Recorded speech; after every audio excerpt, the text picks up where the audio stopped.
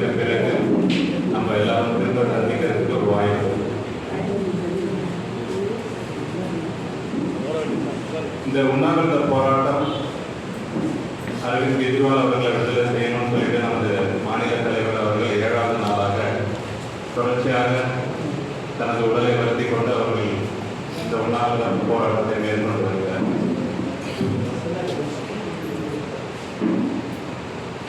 நம்ம ஆம் ஆத்மி கட்சியில எப்பவுமே நம்ம பெரும்பாலான ஒரு நிகழ்ச்சி, ஒரு போராட்டம், ஆர்ப்பாட்டம் அப்படின்னா பெரும்பாலும் மக்களுக்கு எந்த வகையிலும் நம்ம ஒரு இடையூறுகளோ இல்லை பிரச்சனைகளோ ஏற்படுத்துவதில்லை. பொதுவாகவே நம்ம ஆம் ஆத்மி கட்சியில் அது ஒரு வழக்கம். என்றைக்குமே நம்மளை வருத்தி கொண்டு நம்மளுடைய உழைப்பின் மூலம், தியாகத்தின் மூலம் தான் அந்த கட்சியை நம்ம வளர்த்துருக்கோம். இங்கே இருக்கக்கூடிய பொறுப்பாளர்கள் எல்லாமே பொதுமக்களையோ இல்லை பிற கட்சி பொறுப்பாளர்களையோ தாக்கியோ இல்லை அவர்களுக்கு ஒரு இடையூறு ஏற்படுத்தியோ நம்ம இது வரைக்கும் எந்த ஒரு போராட்டத்தையும் முன்னெடுத்ததில்லை.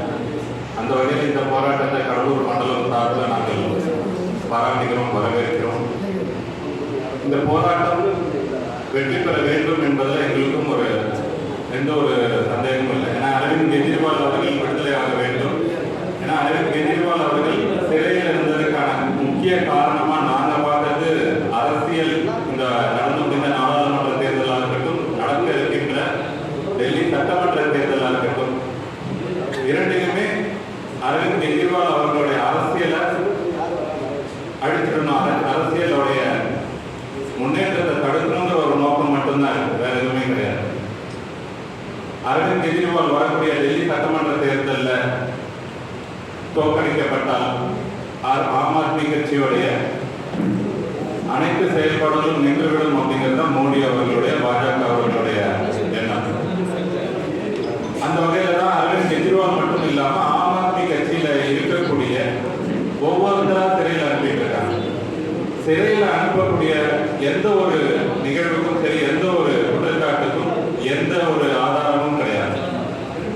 ஆதாரம் இருக்குது அப்படின்னா பிரச்சனை இல்லை. இப்போ பாஜகவை எடுத்துக்கிட்டீங்கன்னா எல்லாருமே குற்றம் செய்தவர்கள், ஒவ்வொருத்தரும் சிறையில் தண்டனை பெற்று வெளியே வந்தவர்கள் தான் இன்னைக்கு பாஜகவில் இருக்கிறாங்க. இன்னைக்கு ஒவ்வொரு மாநிலத்திலும் ஏதாவது ஒரு குற்றச்சாட்டு அவர்கள் மீது இருந்து கொண்டுதான் இருக்குது. ஆனா அவர்கள் மீது எந்த ஒரு நடவடிக்கையோ இல்லை சிபிஐ ரைடோ இல்லை அவர்கள் மீது எந்த ஒரு இடி ரைடோ போனதில்லை. எதிர்கட்சிகள் மீது மட்டும், அதுவும் குறிப்பாக பார்த்தீங்கன்னா ஆம் ஆத்மி கட்சி மீது இவர்கள் பாஜகவினர் மிகுந்த ஒரு வெறுப்புணர்வோடு செயல்பட்டு வருகிறார்கள்.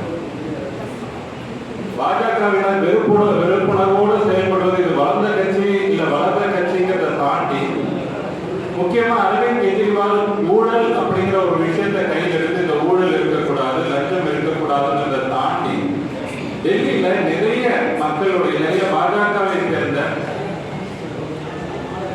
பொறுப்பாளர்கள் அங்கே பார்த்தீங்கன்னா நிறைய ஸ்கூலா இருக்கட்டும், பிரைவேட் ஸ்கூலா இருக்கட்டும், பிரைவேட் ஹாஸ்பிட்டலா இருக்கட்டும், பாரா இருக்கட்டும், இதையெல்லாம் நடத்தி வந்தவர்கள். இன்னைக்கு அரவிந்த் கெஜ்ரிவால் அவர்கள் ஆட்சியில் வந்து ஒரு நேர்மையான ஒரு ஆட்சியை நடத்தும் பொழுது தனியார் பள்ளி நடத்துறவங்க, தனியார் மருத்துவமனை நடத்தக்கூடியவர்கள், இந்த எம்சிகள் உள்ளாட்சியில் நிறைய தொழில் செய்தவர்கள், டெண்டர் விட்டவங்களுக்குலாம் நிறைய பாதிப்பு. என்னைக்கு நம்ம எம்சிடி எலெக்ஷன்ல நாம வெற்றி பெற்றோமோ, என்னைக்கு எம்சிடி எலெக்ஷன்ல அங்க டெல்லியில உள்ளாட்சியில நாம என்னைக்கு வெற்றி பெற்று உள்ளாட்சியை முழுவதுமாக கைப்பற்றினோமோ அதுக்கப்புறம் தான் அரவிந்த் கெஜ்ரிவால் மீது முழுமையான நடவடிக்கை எடுத்தாங்க. ஏன்னா கிட்டத்தட்ட 10-15 வருடங்களாக எம்சிடி பார்த்தீங்கன்னா அந்த உள்ளாட்சி, டெல்லி உள்ளாட்சிங்கிறது பாஜகவிடம் பெரும்பாலும் இருந்தது. அதன் பிறகு காங்கிரஸிடம். இவர்களுடைய ஆட்சியில டெல்லி உள்ளாட்சியில இருக்கும் பொழுது டெண்டரா இருக்கட்டும், சின்ன சின்ன தொழிலாக இருக்கட்டும், அங்க இருக்கக்கூடிய லஞ்சம் பணத்தை வசூல் பண்றதா இருக்கட்டும், அனைத்தும் பாஜக பல ஆயிரம் கோடிகளை வசூல் செய்தது உள்ளாட்சியில. சட்டமன்றத்தில் வெற்றி பெற்றதோ இல்லை நாடாளுமன்றத்தில் நாம போட்டியிடுறதோ பாஜகவிற்கு எதிர்கட்சிக்கு பெரிய பாதிப்பெல்லாம் வந்து பண்ணல. அந்த உள்ளாட்சியில எம்சிடியில என்னைக்கு வெற்றி பெற்றோமோ அன்னைக்கு தான் இவர்களுக்கு ஆம் ஆத்மி மேல வெறுப்பும் கோபமும் அதிகரிக்கும். ஏனென்றால் தலைநகரத்துல அதிகமா நாம பணம் சம்பாதித்தது எதிர்கட்சியினர் அந்த உள்ளாட்சியில தான். அந்த உள்ளாட்சி கைவிட்டு போகும் பொழுது பல ஆயிரம் கோடி நஷ்டம் ஏற்படும் பொழுது பாஜகவால் தாய்க்க முடியல. அதனால் தான் அரவிந்த் கெஜ்ரிவால் மீது பொய் வழக்கு போடப்பட்டு, பொய் குற்றச்சாட்டுகள் போடப்பட்டு ஒவ்வொருத்தராக அரவிந்த் கெஜ்ரிவாலை தொடர்ந்து மணிஷ் சிசோடியாவாகட்டும், சஞ்சய் சிங் ஆகட்டும், இப்ப அடுத்த அட்டி சிங், ஒவ்வொருத்தரையாக அவர்கள் குறிவைத்து கைது செய்து கொண்டிருக்கிறார். இந்த மாதிரி கைது செய்து அவர்களுடைய பெயரையும் புகழையும் மக்கள் மீது இருக்கக்கூடிய அன்பையும் கெடுக்க வேண்டும் அப்படிங்கிறது தான் பாஜகவுடைய விருப்பம். ஆனா அதுக்கு ஏற்பாடா போயிட்டு இருக்கு. இன்னைக்கு மணிஷ் சிசோடியா சிறையில இருந்து வெளியே வந்தாரு, அவருக்கு எந்த ஆதரவும் இருக்காதுங்கிறது தான் மக்கள் நினைச்சாங்க, எதிர்கட்சிங்க நினைச்சது. ஆனா இன்னைக்கு வீதியா சிறையிலிருந்து வெளியே வந்து மக்களை சந்திக்கிறாரு. ஒரு வீட்டிலும் அவரை கட்டி அணைத்து கண்ணீரோடு வரவேற்கிறார்கள் மணிஷ் சிசோடியா அவர்கள். ஒவ்வொரு இடத்துக்கும் அவர் எந்த வெற்றி பெற்றாரோ, எந்த இடத்துல இருந்து துணை முதல்வர் அப்படிங்கிற ஒரு சட்டமன்ற பொறுப்பாளராக துணை முதல்வராக ஆனாரோ, அந்த தொகுதியில ஒவ்வொரு வீட்டுக்கும் போகும்பொழுது பார்த்தீங்கன்னா மக்கள் திரண்டு வந்து அவரை கண்ணீரோடு வரவேற்கிறார். அப்ப எந்த அளவுக்கு மக்கள் ஆம் ஆத்மி கட்சியால பலன் அடைஞ்சிருப்பாங்க. மின்சாரமா இருக்கட்டும், கல்வியா இருக்கட்டும், மருத்துவமா இருக்கட்டும், பாதுகாப்பா இருக்கட்டும், சுத்தியும் நீங்க சிசிடிவி. டெல்லியில பாத்தீங்கன்னா எல்லா இடத்துலும் சிசிடிவி, சாலை சுத்தம். முன்னெல்லாம் பாத்தீங்கன்னா மாசு அப்படின்னு சொல்லிட்டு போனா பொல்யூஷன், டெல்லி உள்ள நுழைய முடியாது, அவ்வளவு பொல்யூஷன் இருக்குன்னு சொல்லிட்டு இருந்தாங்க. இன்னைக்கு பொல்யூஷனே இல்லாம முழுக்க எல்லாமே பாத்தீங்கன்னா எலக்ட்ரிக் வெஹிக்கிள், எல்லாம் மின்சார வாகனம் தான். அரசு பேருந்தும் மின்சார வாகனம், இன்னைக்கு அங்க பயன்படுத்தக்கூடிய தனியார் வாகனமும் மின்சார வாகனம். இந்த மாதிரி ஒவ்வொரு இடத்துல பண்ணும்போது பாஜகவிற்கு அங்க சம்பாதிப்பதற்கான எந்த வழியிலும் அடிப்படையில கை வச்ச மாதிரி பாஜகவுடைய அத்தனை சாம்ராஜ்யத்தையும் எந்தெந்த வகையிலெல்லாம் ஊழல் செய்ய முடிந்ததோ, எந்தெந்த வகையிலெல்லாம் குறுக்கு வழியில் பணம் சம்பாதிக்க முடிந்ததோ, அந்த வகையிலெல்லாம் அத்தனை வழியும் அடைத்து விட்டார் அரவிந்த் கெஜ்ரிவால். இதுதான் இன்னைக்கு அரவிந்த் கெஜ்ரிவால் அவர்கள் மீது வரக்கூடிய கோபம் பாஜக. ஆனா இந்த கோபம் இதெல்லாம் அரவிந்த் கெஜ்ரிவால் எதுவும் செய்யாது அப்படிங்கிறது தான் உண்மை. அதற்கான எடுத்துக்காட்டு தான் இன்னைக்கு மேலும் மேலும் அரவிந்த் கெஜ்ரிவால் அவர்களுக்கான ஆதரவு பெய்யப்பட்டிருக்கிறது.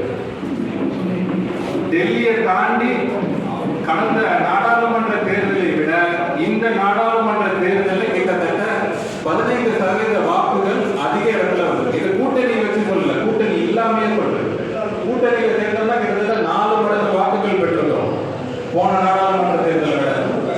ஆனா இந்த முறை பெற்ற நாடாளுமன்ற தேர்தல் வாக்குகள் எல்லாம் நம்ம கட்சி மட்டும் தனித்து பார்த்தோம்னா 2 மடங்குகள் அதிகமாக. அப்போ மக்களுடைய ஆதரவு கொஞ்சம் கொஞ்சமா பெருக்கிட்டு தான் இருக்கு. இவருடைய கைது நடவடிக்கையோ நம்ம மீது சுமத்தக்கூடிய எந்த பொய் வழக்குகளும் எந்த வகையிலும் நம்மளை வந்து பாதிக்கல. இன்னும் சொல்ல போனோம்னா தமிழ்நாட்டை பொறுத்த வரைக்கும் இன்னும் அதிகமா மக்களிடையே ஆம் ஆத்மி கட்சியை எடுத்து சேர்ந்தது இந்த கைது நடவடிக்கை.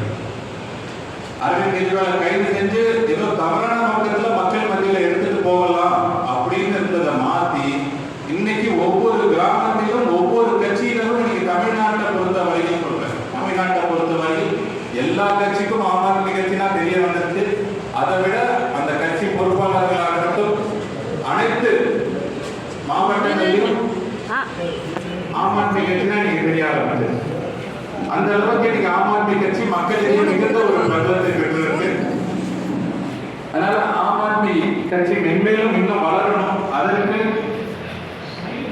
இது போன்ற தியாகங்கள்ல நம்ம தலைவர் மட்டும் இல்லை, எல்லாருமே கொஞ்சம் ஈடுபட்டு இது போன்ற தியாகங்களை ஊக்கப்படுத்தி ஆம் ஆத்மி கட்சியை தமிழகத்திலும் வளர வைக்க வேண்டும் என மண்டலம், கடலூர் மாவட்ட மண்டலம் சார்பிலும் ஆம் ஆத்மி கட்சி தமிழ்நாடு சார்பிலும் கேட்டுக்கொள்கிறோம்.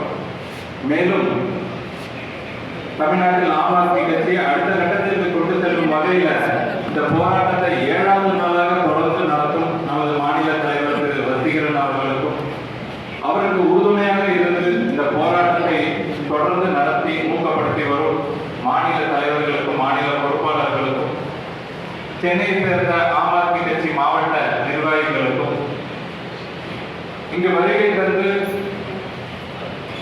எங்கள் மாநில தலைவர் திரு வசீகரன் அவர்களை ஊக்கப்படுத்தக்கூடிய அனைத்து நிலை பொறுப்பாளர்களுக்கும், பிற கட்சியை சேர்ந்த தலைவர்களுக்கும் எங்களுடைய வணக்கத்தையும் நன்றியையும் தெரிவித்துக் கொண்டு இந்த போராட்டம் வெற்றி அடைய வேண்டும்